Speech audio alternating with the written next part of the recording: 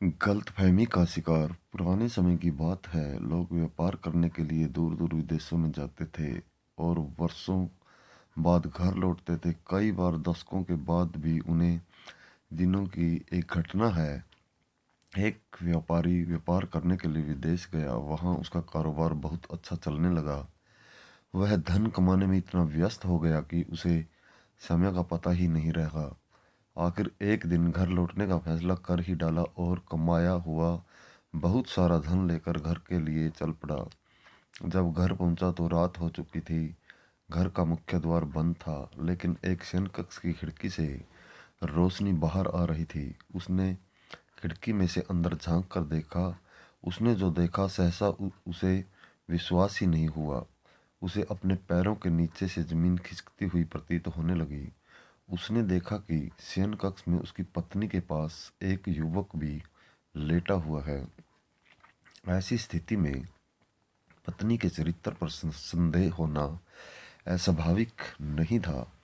व्यापारी ने विचार किया कि ऐसे घर में रहने का क्या फायदा हो सकता है जहां ऐसी स्त्री हो।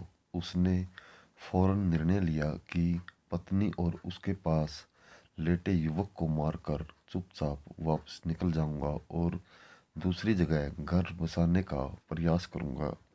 लेकिन किसी ने कहा है कि किसी कार्य को बिना विचारे एकाएक नहीं करना चाहिए, क्योंकि सोच विचार न करना बड़ी विपत्ति का कारण है। जितनी भी प्रकार की संपत्तियां हैं, सोच समझकर कार्य करने वाले व्यक्ति के गुणों से आकर्षित होकर स्वयं ही उसके पास आ जाती है, उसे समृद्ध कर देती है।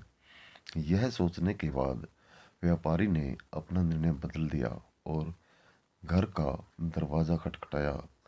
पत्नी ने दरवाज़ा खोलने से पहले काफ़ी पूछताछ की और जब पूरी तरह से आश्वस्त हो गई कि दरवाज़ा खटखटाने वाला उसका पति ही है, तो उसने शीघ्रता से दरवाज़ा खोल दिया।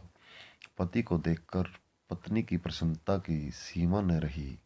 उसने फौरन युवक को भी जगाया और पति से कहा कि ये आपका पुत्र है जो अब पूरे 20 वर्ष का हो गया है। 18 वर्ष पहले जब आप विदेश गए थे तो ये 2 साल का था। पुत्र को देखकर पिता की आंखों से आंसू बहने लगे। उसने पुत्र को हृदय से लगा कर प्यार किया। अब व्यापारी का संदेह खत्म हो चुका था।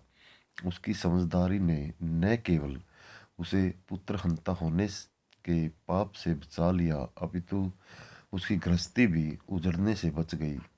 इसलिए तो कहा गया है कि कोई भी कार्य सोच समझकर कार्य करना अर्थात जल्दबाजी न करना महान गुण है। जीवन में गलतफहमी अथवा समस्याएं उत्पन्न होना स्वाभाविक है। जब अचानक कोई भ्रांति उत्पन्न हो जाए अथवा समस्या आ खड़ी होती है तो हम घबरा जाते हैं और फौरन प्रतिक्रिया करते हैं।